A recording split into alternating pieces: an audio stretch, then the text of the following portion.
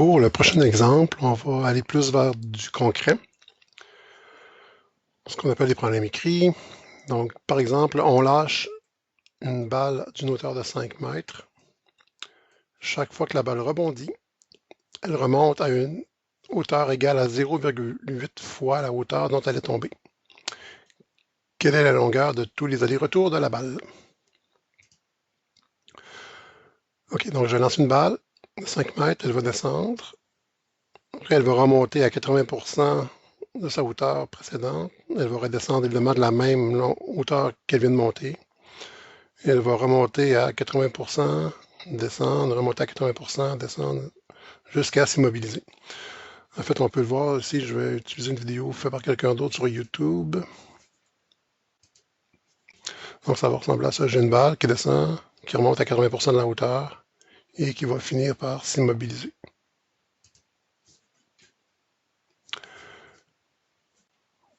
OK. Donc, si on décrit la distance parcourue par la balle,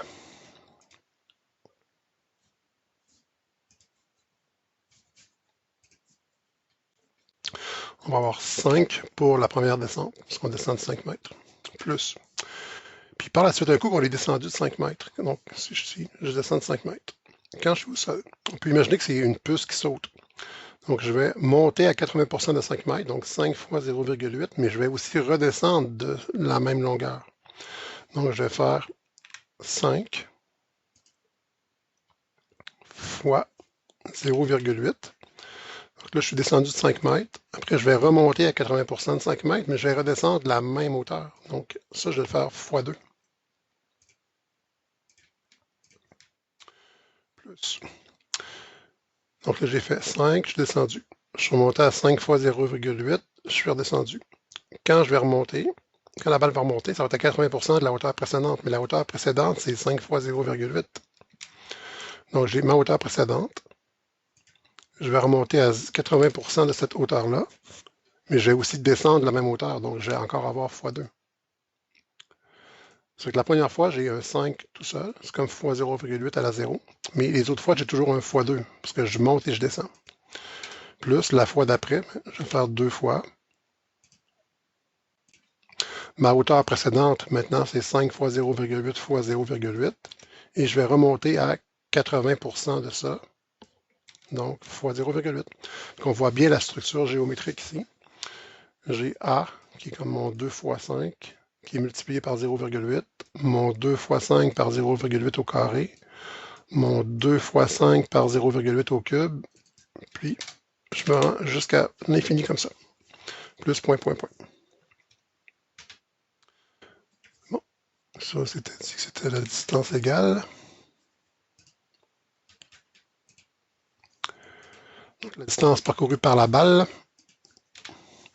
Ici, le 5, lui, il n'y a pas de structure de 2 fois, donc lui, il est à part. Je vais le à part, 5 plus. Après ça, je vais avoir la somme. Je préfère le truc de mise en évidence, mais ici, c'est simple, je ne suis pas obligé de le faire. Sur les cas égales, si on n'est pas sûr, on attend un peu. On se rend jusqu'à l'infini. On identifie ce qui n'aura pas de structure exponentielle, donc ce qui ne sera pas exposant K. J'ai les 2 fois 5 qui sont constants partout. 2 fois 5, c'est 10. Donc, mon A va être 10. J'ai des 0,8 qui se multiplient entre eux. Donc, mon A va être 0,8 à la K. Ici, pour pas qu'il y ait d'ambiguïté, je vais mettre un petit symbole de multiplication. J'aurais pu mettre des parenthèses aussi, mettre 0,8 entre parenthèses. Donc, j'aurais pu le faire comme ça aussi. Donc, mon A est 10. Mon R est 0,8. Et je commence à quoi? Ben, le 5, je l'ai traité à part. Je l'ai mis là.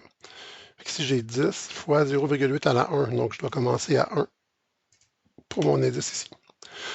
On aurait pu faire le truc là, ici de réécrire ça en mettant un 10 en évidence, puis là, on aurait commencé à 0. J'aurais pas eu le même A. Mais l'ajustement en se faisant sur les formules, je serais arrivé à au même résultat quand même. Donc, ma distance parcourue va être 5 plus. Ici, je vais faire la formule de 0 à l'infini. C'est donc A sur 1 moins R, 10 sur 1 moins 0,8. Mais la formule que je viens d'écrire, c'est ici, il me donne la valeur de la somme de 0 à l'infini. Je veux commencer à 1. Donc, je ne veux pas le terme quand k vaut 0. Je vais le retrancher. Moins ce que je calcule dans ma série quand k vaut 0.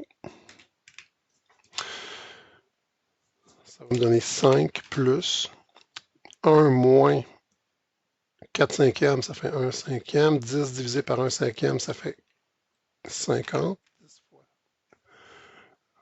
5. Moins 10 fois 0,8 à la 0 qui fait 1, donc moins 10.